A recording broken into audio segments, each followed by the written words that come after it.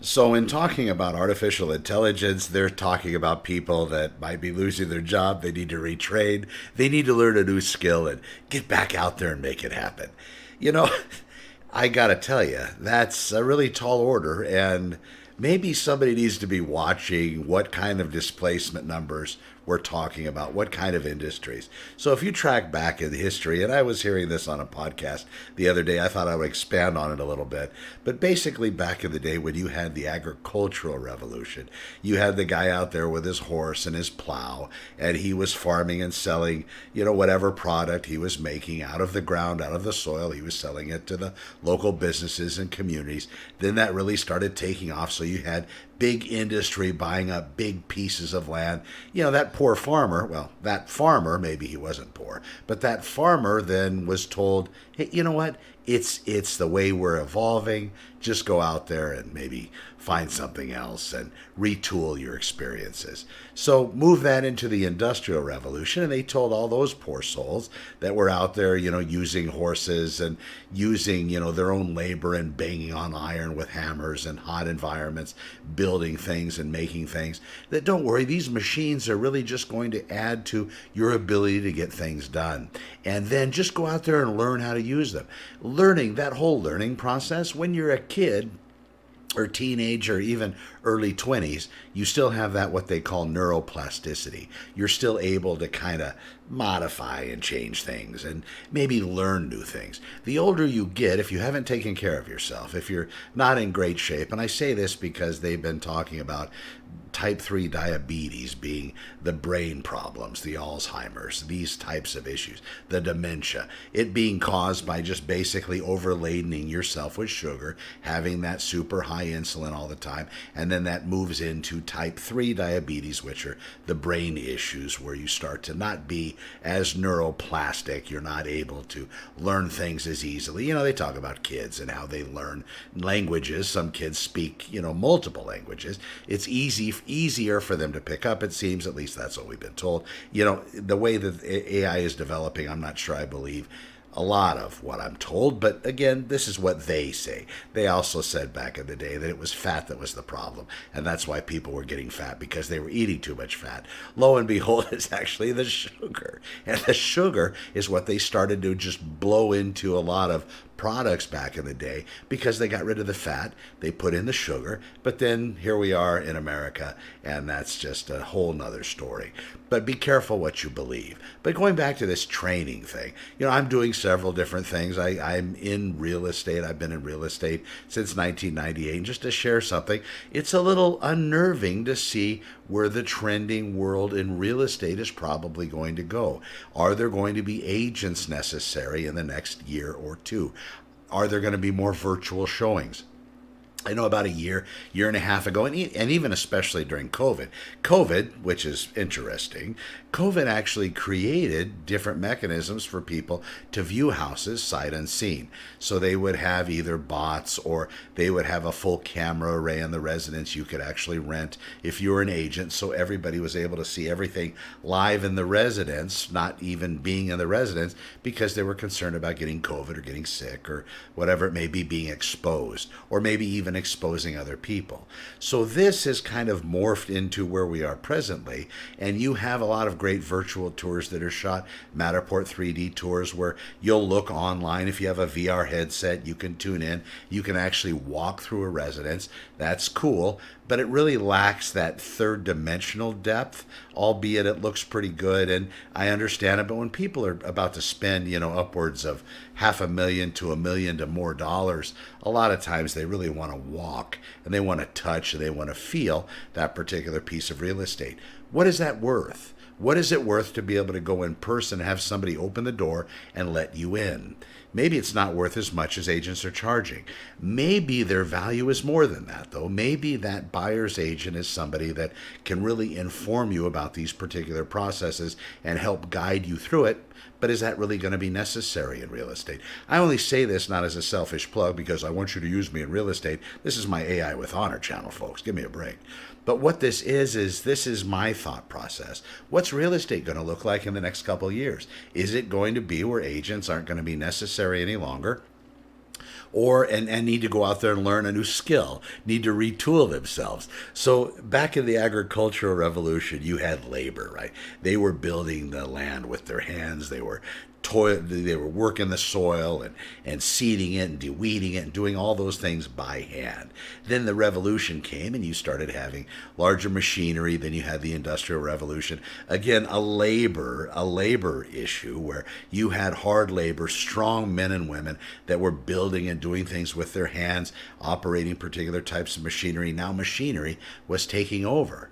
Well, now this one isn't a displacement of those two realms. In fact, those two realms are probably going to be just fine because we have the robotic arm of artificial intelligence that's having difficulty really getting, well, I shouldn't say that. This is all moving really, really fast. It's not so much difficult. It just isn't, it hasn't really hit yet. But they're working on it. You know, robots are being built from other countries and even us. People are developing robots. They say by 2026, everybody's going to have access to a robot that'll be relatively inexpensive, whatever that means. And then where does that take us? Because the robot's going to be listening to you 24 hours a day. Well, and you know, that kind of happens now, right? You have your little pods sitting around your house. You have your telephone next to you, your iPhone or your Android. You know, they're constantly pretty much listening because you can call on them at any time. And if they're not paying attention, they're not going to be picking up when you say, hey, Siri, or hey, whatever.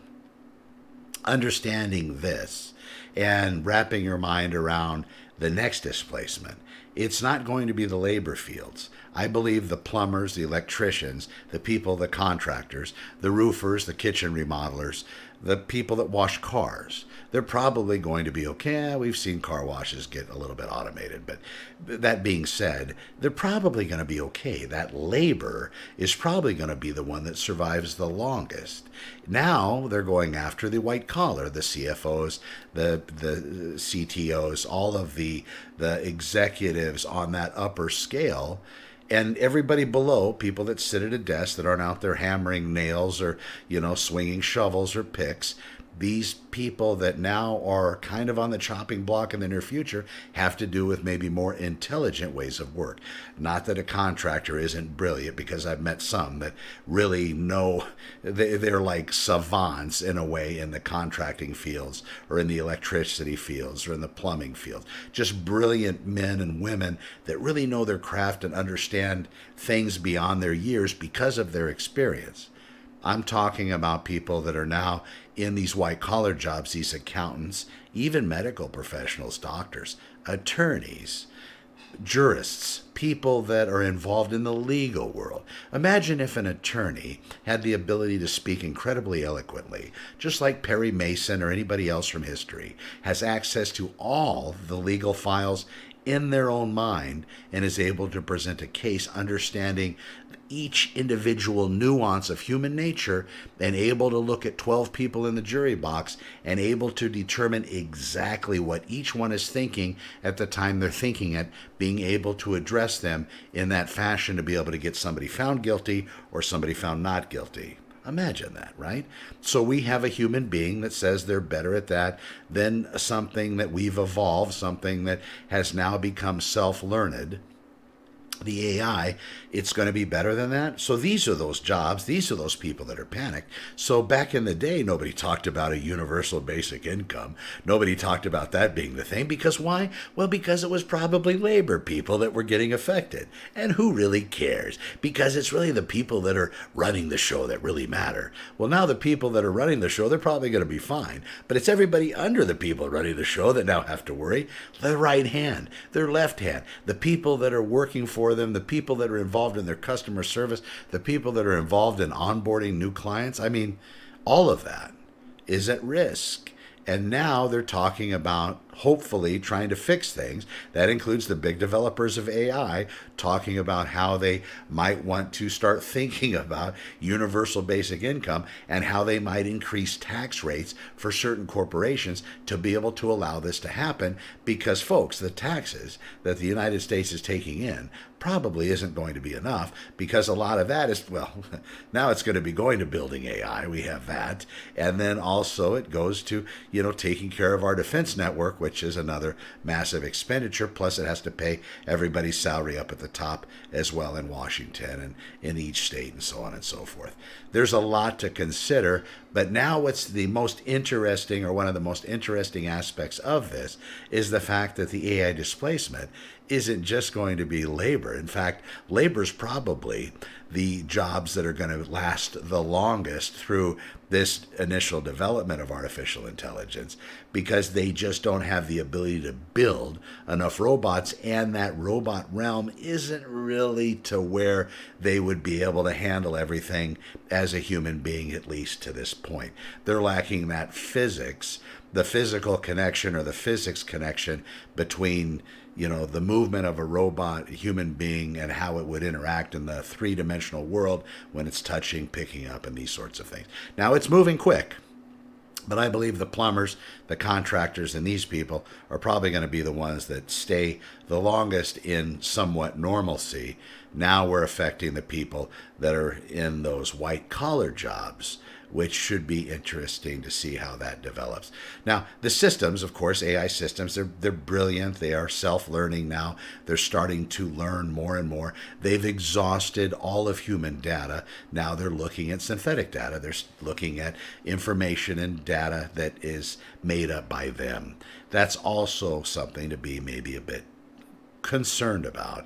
Not that you don't have enough to worry about, but I'm saying this because what I don't understand is about, they ran a statistic by me the other day. I don't know how accurate it is, but I mean, it kind of makes sense, and that's why I even bring it up. You have 1 in 50, they were saying, that is really kind of looking at artificial intelligence, maybe like you watching this video. Maybe you have some concerns, or maybe you don't even have concerns. You're just like kind of interested. What is this all about? How does this work? How can I best maybe use it to make my life easier, my life better, my life more fulfilled? So that's where artificial intelligence, where that look is starting to become with people. But that's 1 in 50. It should be 1 in 1. Everybody should be looking at this from the vantage point of maybe this is something to be concerned about or embraced. But whichever side you're on, it's definitely something I believe you should investigate and look at on your own. Now, there's several ways to do it. You can go sign up for classes and pay people to teach you about AI, but I really don't think that's the best way to learn, because a lot of people that are teaching AI, they're no better than me. They're just kind of crawling down the rabbit hole and talking about it all the time. And it's not that difficult, because really, if you understand the way that they work, that they're basically they contain a lot of knowledge, they contain a lot of data from human existence. And when you start interacting with him, it's really like starting to talk with maybe the most intelligent person you've ever met. So talk to it, see what it says, ask it, some things, ask it some ideas. What does it think? Have a conversation with it like you would talk to a friend. Maybe even name it. I call mine Sam. Hey Sam, it's Connor. Just wanted to check in with you. How are you doing today? I know it's nuts, but then it's going to respond, and then a conversation will start, and maybe there'll be things that you can talk about and kind of figure out where it's going, and maybe ask it, what are the things I should know about you? How can I learn about you better? Because people say it's artificial intelligence, which is true, but I would rather look at it as alien intelligence, because this is here, folks, and it is gaining intelligence very quickly. Every 5.7 months, it's doubling. This is scary. In fact, we're pretty much close to a 5.7 month time frame where there's going to be some massive breakthrough. And as a lot of people at the top say, there are only a few ideas, a few implementations, a few innovations away from going to a place that we can't even see or understand. Prepare yourselves the best you can. Take care of each other. Don't forget the human connection. And also make sure that you're doing some learning about what AI is, so you can best use it for your benefit, your family's benefit, or if you're somebody that deems that it's not proper, how you can best protect yourself from it. Make sure what you're seeing is true. You watch videos like this, now they don't have to say whether they're not produced with AI or not AI. I do all this myself. This is me talking into a GoPro camera in my office here in Santa Clarita, California. And that's where I'm at, sitting in front of my computer. It's got my little on the air sign behind me. I got that's a very proud of that one. That's my computer. But again, I'm real. I haven't cloned myself yet. That might be something I'll entertain. But I'm talking to you real with no breaks. If you see any jiggery movements or anything like that, that's because I've cut out whatever pauses I put in. But typically, I don't even do that because it makes the video look like I'm inserting and removing things. And this is a one-take shot of 15 minutes and 10 seconds so far. Let me know. I'm AI with Honor. If you're thinking about a business, let me know what you're thinking about. If you have a business and you really don't want to ask AI how it might impact, why don't you fire off a comment below? You don't have to like it. You don't have to subscribe to me. I'm not monetizing this channel. I do sell real estate. That's how I make my living. I also sell and talk to people about AI integration in their business, voice AI. I got a great number for that and these sorts of things. But again, what's most important is you taking care of yourself, gauging what you're hearing and seeing, find out if it's true the best you can before you own it. And also, I always say this too, I believe in God. I believe in the God in the Bible, the Christian God.